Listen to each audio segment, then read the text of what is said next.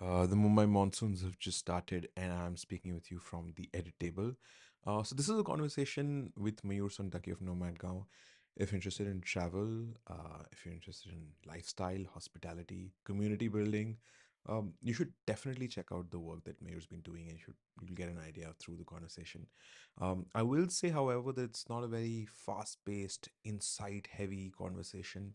There's no like cuts, those the text and the no, it's slow, it's easy. So do check it out, and at some point, do consider subscribing to this YouTube channel because there will be a lot more videos now. Now that everybody's doing a video podcast, I thought it's important for discovery and for reach. So here's also me attempting a video podcast. So do consider subscribing to the YouTube channel. It's gonna be a lot of fun. I can assure you that. And yeah, we're back with another episode of That's What She Said. Looking forward to hearing from you. Cheers. Founder journey and then future. Simple, Yeah. simple format. है ना? Manish ji, we're on. Numbers चल रहे हैं ना उसमें? Okay. Cool. Well, hello and welcome to a very, very special episode of That's What She Said. We're recording this at 7,000 feet above sea level. This is the highest we've ever recorded an episode, and this is, of course, a video episode. But I'm not doing this episode alone because with me, I have Mr. Mayur Sontake. Mayur is the founder of Nomad Gao, and he's also a CFA, and he's done a bunch of cool things in life. But before I introduce him too much, I want him to sort of introduce himself and speak about this entire movement of being a digital nomad, right? I think it's really taken popularity after COVID, especially. And he is, in my opinion, revolutionizing what being a digital nomad in India is. Because he operates Nomad Gaon, a place where I'm currently staying in Dharamkot. We have Manishji behind the camera who's looking at this, who's also from Dharamkot, who's also from Himachal. But Mayur, welcome to the show, and thank you so much for doing this. Thanks, Sri, for coming over to the Dharamkot from Mumbai. Yeah. That must have been a epic journey for It you, was right? it was an epic journey. It took me one flight and one bus, but it was a very rather long bus, 11 hours. But here we are, and I think the flags we're actually at Flag Point, on a hillock at Dharamkot, so it's all worth it. But Mayur, I'll sort of for the audience, and I'll quickly sort of speak about this lifestyle, right, which is being a digital nomad. Of course, we know what a nomad is, which is like people wanderers, I guess. But a digital nomad, like according to you, what is the definition? How do you identify with this? What's the example? Yeah. So a definition of digital nomad is really evolving over the years, right? So I would like to divide digital nomad movement into three phases. Okay. One is pre-COVID, Okay. then during COVID, Right. and then post-COVID, right? Uh, I started working remotely back in 2014. Came to know about the term digital nomad in 2015, Sure. although I was technically one Sure. by that time. Sure. Um, so back then, digital nomadism was a niche, Sure. uh, more a kind of lifestyle that Sure. was followed by freelancers, Yeah. because freelancers back then had the most flexibility of Absolutely. moving places Mhm. and working from anywhere. And then you know uh, what COVID did to the digital nomad movement globally, and not just in India, is it made a lot of other people who were in regular jobs, Yeah. going to office, staying in big Yeah. cities. Like Mumbai and Delhi. Yeah, like Mumbai and Delhi. We'll talk about that Sure. more. Uh, Staying in big cities, aware that work can happen anywhere, right? Sure. Uh, and I would say uh, most Indians got to know about this for the first time in their careers, in their Mm. lives. Uh, because when I started working Yeah. remotely, people questioned whether, I had a real job or Yeah. not, or Sure. uh, m- when I was traveling, I was perhaps the an odd man out, and Mm. I could never understand that, because we have 1/7 population in the world, Sure. and most people told me that I was the first Indian digital nomad that they met. Wow. This That's was back that's in okay. 2015, 16. Sure. Um, so I've seen, the definition of digital nomad changing from freelancers with flexibility to work from anywhere, uh, to people, you know, who discovered this for the first time, Sure. um, and then people with remote jobs, Sure. people, entrepreneurs, Yeah. solopreneurs, all came into the digital nomad umbrella. Umbrella. And post COVID, what has happened is there are a lot of people going back to offices, right? Yep. Yep. But Absolutely. hybrid remote work has picked up. Hmm. That means people go to office in a big city twice a week, Yeah. maybe, and the rest of the time they have the flexibility to work from anywhere. Uh, it's not really a digital nomad. I would say it's more remote worker. Hmm. But a lot of these people are actually taking time out Sure. nearby big cities, Yeah. Yeah. being close to nature. Um, so yeah, that's the evolution of Awesome. Of the digital work nomad, from anywhere, I would of the say. work from anywhere movement. That's very cool. And I also want to speak to you about nomad gaon as a movement, right? Because again, gaon, of course, when you translate it in Hindi, it means village, and also translates to community, right? Because village, in its sense, especially in India, you have that community feeling, which, let's say, in big cities it is lacking, right? And I myself, being a Mumbaiker, or at least being a not a full-time Mumbaiker, but being a Mumbaiker after I shifted to Mumbai, I do feel that lack of community, and it's very individual, it's very cutthroat. But Nomad Gaon, what was the entire sort of conception of this? You, of course, have properties, co-living, co-working, but tell us about your, a few properties, and what the concept really is behind Nomad Gaon. Yeah, so it's been an interesting journey. As I said, I started working remotely back in 2014, Sure. discovered that I can work from anywhere back in 2015, started traveling around India and Southeast Asia the same year. Uh, so there were two parallel thoughts, right? During my journey, I met a lot of people who told me I was the first Indian digital Yeah, yeah, nomad that they yep, met. yeah, That made me question, why is it not popular? Why sure, is this lifestyle not popular in India? Because by that time, I felt like this was the best thing in the world, right? yeah, I had the flexibility to uh, be in places that I loved to be in, mm, be with people I wanted to be with, yeah, and it was just awesome. yeah, And so one of the thoughts that was going on my head is, how can I make this lifestyle popular among sure, Indians? interesting, yeah, But I think the bigger thought was when I traveled, a lot of foreigners that I met in Southeast Asia, particularly, uh, they asked me tons of questions about India. They were curious about India, but uh, you know, something was stopping them, pulling them back from coming to India as a digital nomad, right? Uh, Primary was safety, yeah, culture shock, community, how's the internet, and this was way back in 2016 when Geo had just come into the sure, market. sure, The internet was, improving yep, massively yep, in span of few months. mm, Uh, so I asked myself, how can I get these people to India, help them experience India in a safe kind of environment super, without compromising on uh, you know the experience, without compromising on work.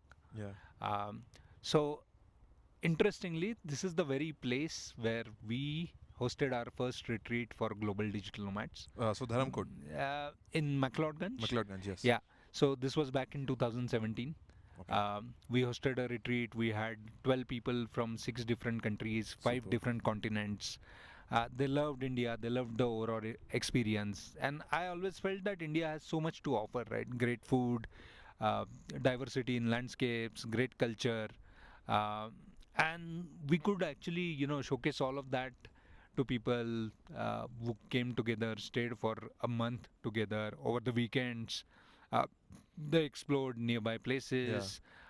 During weekdays, we had set up a pop up co working space back then super, in a hotel. okay, in a And hotel, okay, yeah, interesting, and they worked from there yeah, during weekdays.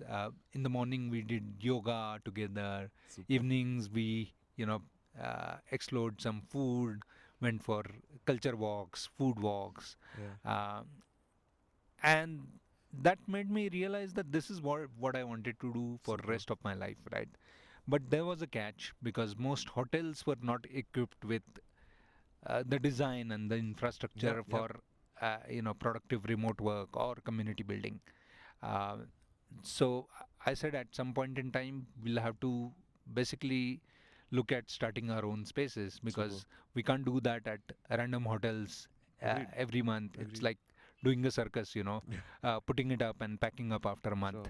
Sure. Um, and that was the time when Goa government reached out. Mm. Um, they wanted to make Goa popular among global digital nomads, Mm. and they heard about what we were doing with remote explorers. That was the retreat Sure. part, and I worked with them for a few months, chalking out policy and stuff. That did not work out at the end, but I spent quite a lot of time in Goa. Mm. That made me realize that okay, Goa is a great place to set up a Yeah. sort of a digital nomad hub. Um, and I started thinking about how can I do it and move to Goa full time with my family. Yeah. Um, and I thought it would take me a year and a half to save enough money to start a co-working co-living space, Sure. right? That I was thinking about. But just couple of months into my journey in Goa, moving to Goa, um, I came across a small villa, Mm. and I could visualize a co-working space. I could visualize community events happening, people coming together, people staying Yeah. comfortably, and that was it. I you know uh, put in all that I had, Super. borrowed money from friends, Yeah. and set up first Nomad Gaon Awesome. This back was in in, Goa. yeah, this was in Goa back in August 2019. Okay. Okay. Yeah, August a few 2019. months before COVID. So let's get a cheat sheet of Nomad Gown right now. How many properties do you have? Roughly how many employees? What are the sort of occupancy rates that you find? What is the season? So just give me a bit of a cheat sheet in that sense about Nomad Gaon. Yeah. So yeah, Yeah. So we started with a four-room property. Now we have three properties with 30 plus rooms. 30 plus rooms. Okay, very Yeah. interesting. So one in Goa. Mm. So right now, as we speak, Yeah. we are hosting Hacker Paradise, which is a digital nomad community that travels from place to place every month. Super. And I'm proud to say that because NomadGov exists, they Yeah. chose to come to India. They are That's coming to awesome. Dharamkot in 2 weeks. In 2 weeks. Okay. Yeah. Lovely. So Goa is one, Yeah. Dharamkot is one, Yeah. and we have recently started a place in Lonavala. Okay, that's The close. That's close to Mumbai. yeah. So the idea behind starting place Huh. in Lonavala is, as I said, there are a lot of people who are working remotely in a Mm. hybrid way, Mm. go to office twice a week, and Mm. have the flexibility to be close to nature Yeah. and work from anywhere rest Sure. of the week. So the idea behind Lonavala is to uh, create a community space for these Sure. people to spend the rest of the week Super. and just travel to Mumbai when required. Awesome, awesome. So Goa, Dharamkot, and of course Lonavala is also almost open. But Mayur, I sort of want to veer into, and thank you so much for sharing that, right? Because it just gives me a nice map of how things are, and you're Yeah. covering southish, like Goa is like southwest, like west. Lonavala is obviously west, and Dharamkot's up north, pretty much very close to the northern parts of India. But I actually want to change directions now and speak to you about your journey as a founder, right? It's definitely not easy being a founder of a hospitality chain, a hotel chain, a hostel, whatever you may call it. But basically, you're into you're serving consumers, you're serving customers or patrons in your various properties. And I'm guessing it's not easy because the consumer behavior or the people how they associate, they think of Airbnbs, they think of hotels, or they think of backpacker hostels. But Nomadgao is not a backpacker hostel, right? Yeah. We can't really classify it as that.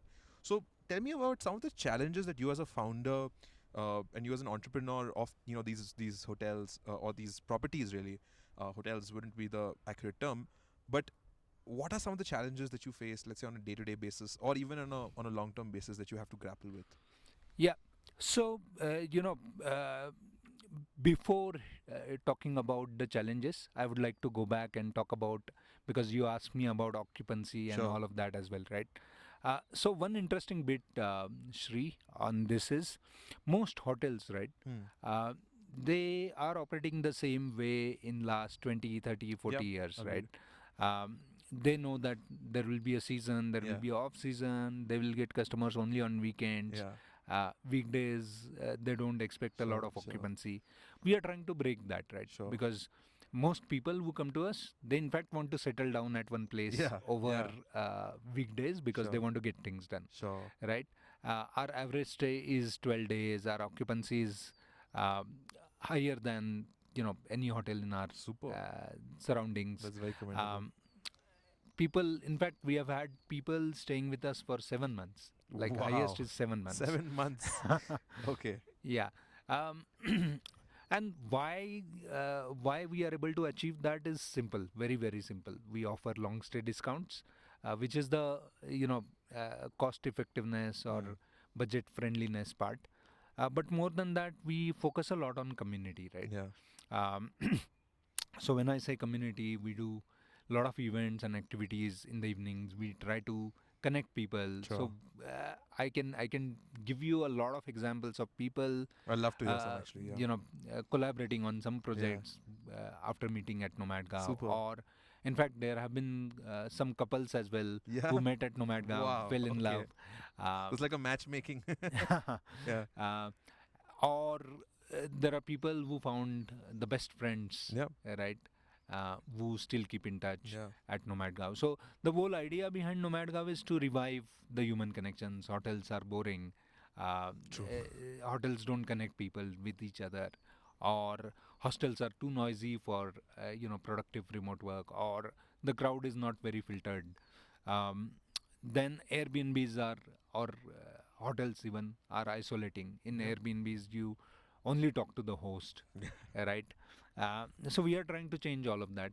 Super. Create a space where everyone can talk to everyone Super. without having the fear of being judged. Yeah. Creating a safe space for solo women travelers Sure. or foreigners or Indians without any prejudices. Sure. Sure. um, Super. and that's what makes us have higher occupancy. Yeah. Now, coming to Yes. challenges in making this happen, right? So, as you said, uh, we took a long time to make people understand what we really are, right? Yeah. Um, like for first few years of couple of years of starting Nomadgaon, I used to feel offended when people called us hostel, right? Yeah. Yeah. Now I think that has taken a backseat. I am okay with that. I've Okay. made peace with that because whatever people call us, it doesn't really matter, right? Sure. What experience people have at the end matters the most. Super. Um, and for most people, the only analogy or the only space that gives them uh, the social life is backpacker hostels, Yeah. right? So let it be it, Yeah. right? I don't mind Yeah. someone calling us backpacker Sure. hostel now, Sure. as long as uh, we stand for, or they know that we stand for real human connection, Right. uh, and work friendliness and community Right. and being close to nature. Yeah. Um, that's one challenge. Okay. Market positioning is a Positioning. challenge. Yeah. Absolutely. I can imagine. Yeah. Second challenge is, you know, so I would say dealing with each type of stakeholder has its own challenge. Hmm. So we have been trying to promote uh, governments on Hmm. attracting digital nomads. Right. Most of them don't really understand why they should do that, but there are multiple reasons. One is getting, you know, getting inflow of quality travelers instead of tourists who just come for a couple of days, Sure. party and Yeah. go.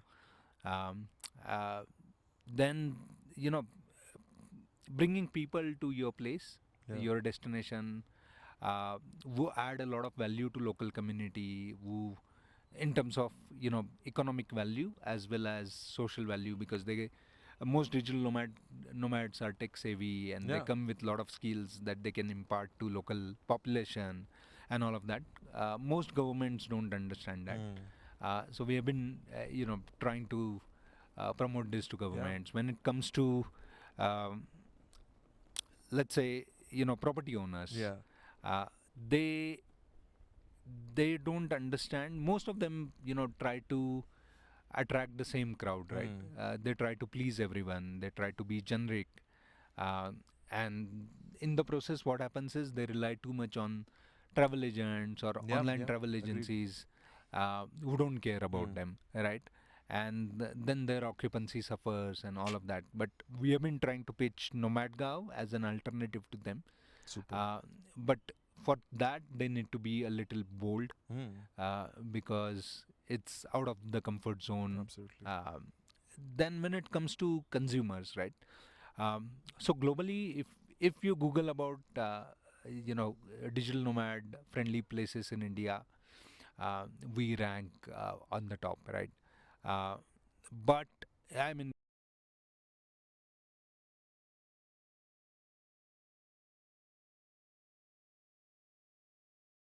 uh, so most people, search for vacations and Mm. uh, they don't know these terms very well.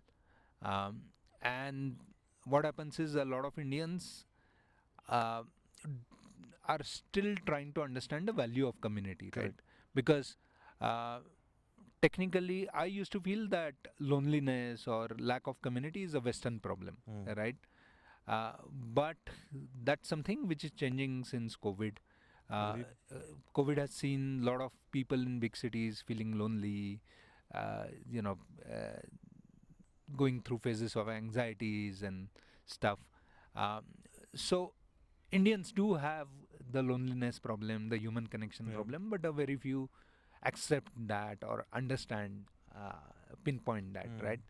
So making people be aware of, okay, this is the place which gives you new friends, which gives you real human connection, where you can sing your heart out at karaoke Yeah. nights without being afraid of being judged, Yeah. is something we are trying to Super. promote to Indians, and we are finding it a bit challenging to But do so. it's on its way. And currently your model is that you don't franchise out, like you own all your properties in terms of just the operation. It's not that you're franchising like a Oyo, how they do it. Yeah. So you have control over your properties. Yeah, so I'm very clear that we want to control the community experience. We want to, Absolutely. focus um, on the work-friendly vibe. Mm. Uh, Given that, if there are people like, uh, as long as potential franchise Yeah. operators accept that and are aligned with that, we are ready to franchise. In fact, the Lonavala property we are just starting Mm. is a franchised property, Okay. Interesting. and we have been talking to a lot of people in different parts of the country Super. to open Nomadga franchises. Not just different parts of the country, but in places like Bhutan and Super. Vietnam, we have been talking to potential franchise partners. Super, super awesome. Okay, my last question to you, Mayur. We've had a very fascinating chat, and I'm so glad that I got to understand the very core of why you're doing this. Right, speaking about digital nomadism, about loneliness, lack of community, how you're trying to solve this. My last question to you, Mayur, is what's ahead? Right, we're in 2024. I know it's a very investor-like question, which is about what are the next few years looking like. But as a founder and as basically a visionary, I would say in this entire space, what do you think is going to happen? And we're well into the post-COVID phase, right? I think we're in 2024 right now. We're in the middle of 2024, and अब ऐसा लग रहा है कि हाँ, things have gotten pretty normal as it were. But if I had to ask you, okay, next 2 years, 3 years, what do you think is going to happen? Of course, with Nomadgaon, but in general, with this whole thing about digital nomadism, do you think it's going to rise? Perhaps it's going to fall? What are your thoughts? Yeah, so let me take a step back and, or rather, have a bird's eye view and Sure, talk about life, right? sure, Um, Digital nomadism is a way of life, but absolutely. the way I see human living evolving over the years, over next few years, is um, people will, you know, get back to smaller communities Yeah, the way it was the maybe tribes. 100, Yeah, yeah. 100 years ago. Tribes which are, you know, tech savvy, Mm, uh, people uh, who work remotely, um, educate their kids, homeschool their kids, sure. farm their own vegetables, Yeah, um, and sort of, create, generate their own energy, yeah, electricity, and yeah. stuff. So we'll see a lot of off the grid Sure, sort of movement happening, right, sure. in terms of living. Um, Now, specifically talking about remote work, Yeah. uh, there would be phases, right? It's so COVID. showed people that work can happen anywhere, but managers were not equipped to handle Yeah.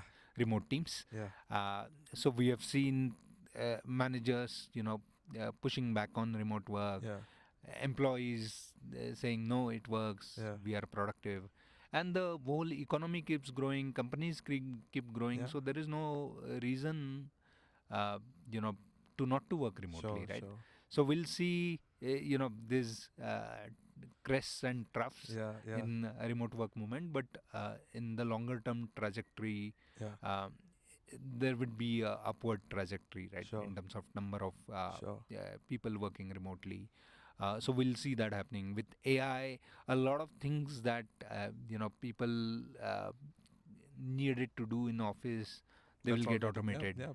Um, Agreed. Yeah. so while there is this return to office Yeah. movement happening, right? The long-term trajectory for remote work looks upward. I'll give you my reasoning behind that. Yeah. Uh, so when COVID happened, suddenly remote work became popular, Sure. but the managers were not equipped to Yeah. handle remote teams, Sure. right? And because of that, there was a lot of backlash. And now that COVID is over, managers want people back to office. Yeah. But talented people, Yeah. they have discovered that they can work from anywhere. Correct. They don't want to go back to office. Correct. So over the time, we'll see this pushback from both the sides happening, Absolutely. and but long-term trajectory looks upward with AI.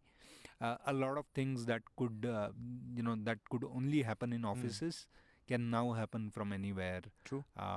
So I'm very positive, bullish about remote work. Awesome. Um, so that's remote work bit. I have talked about education, Yeah. homeschooling, online learning. Yeah. So we homeschool our kids, unschool Super. rather. Wow. Okay. Um, Unschool. That's very interesting. What do you mean by that? yeah. So, uh, you know, we have been schooled, right? We Yeah. have been told that you have to wear uniform, Yeah. go to school, learn the same things others are learning. You are no different from everyone else. Sure. But what is happening is, I think there is a lot more personalization in education that's happening now. Yeah. And the next iteration of that is people, uh, you know, giving education, personalized education to their kids. And the only way to do that is, to not to send them to school, which is like a factory, right? Yeah. So Agreed. that's what we are doing. Agreed. Uh, our kids basically do bunch of stuff by themselves. Yeah. If they want to learn something, they come to us. We give them resources to That's learn very that. interesting. They are baking breads and selling breads now. Yes. I will Big- be purchasing a loaf of bread from them as well. Yes. Yeah, so it's been interesting. Awesome. I think unschooling happens at the parent level, right? Because we have been Very part good of the point. system. That's a We have very been interesting schooled. point. So there is a lot of unlearning we need to do to, to let go of certain things, certain systems, as Yeah. they say, Yeah. Yeah. to give the freedom to kids. Um, so that's the education bit. Sure. Um, and in terms of, self-sufficiency is gonna be very important going forward with climate change happening. Uh, there will be power outages, and then the only way to deal with that is to generate your own energy, electricity, to Absolutely. grow your own vegetables, because food security is going to Self-reliance be will be. Yeah. important. Yeah. So, that's the life I want to create. And the next phase of NomadGov is to build digital nomad villages, self-sufficient villages where families stay, and it takes a village to, raise a child, right? Yeah. That's how it used to be. Not even 100, but maybe I grew up in a joint family Sure. where there was always someone to, teach something Yeah. new, Yeah. to take care. Yeah. I think we are going to go back to those times Super. where communities of, you know, uh, communities of families stay together. Super. Parents work online, grow their own vegetables. Yeah. Kids help in that, and then every parent brings a new skill, Yeah. brings something new to the table, and Absolutely. they can do skill shares with kids or teach kids collectively, and Mm. that's the world I want to build.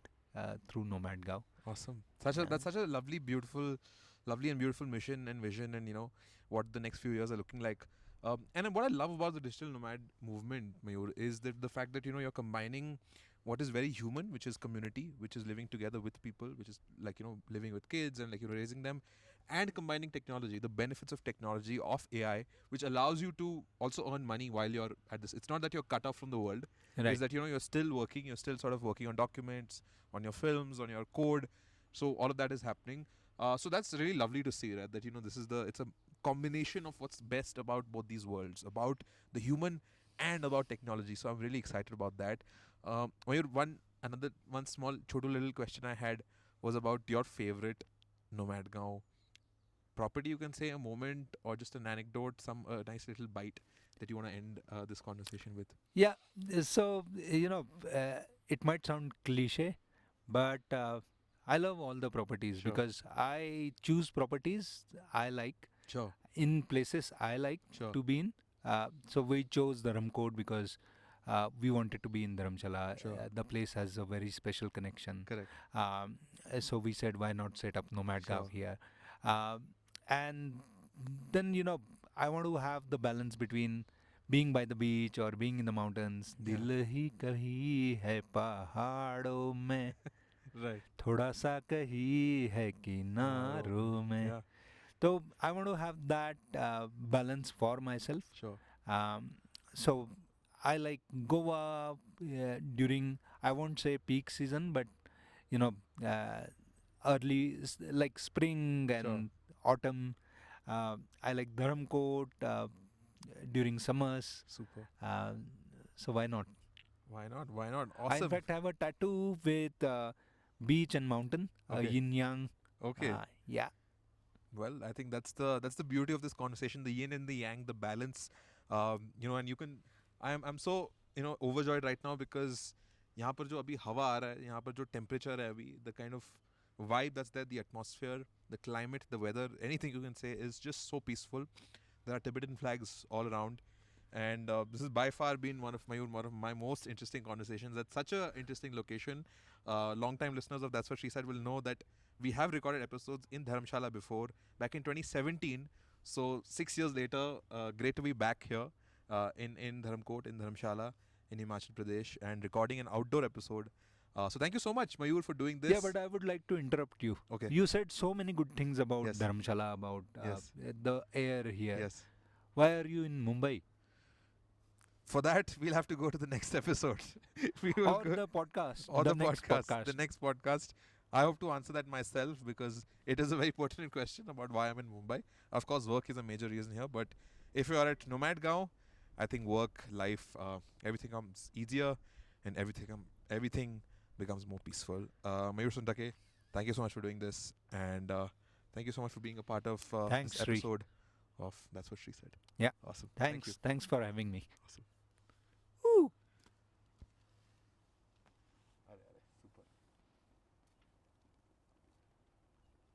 भी role भी ले रहा है मनीष भाई Manish Bhai is the actual star, folks.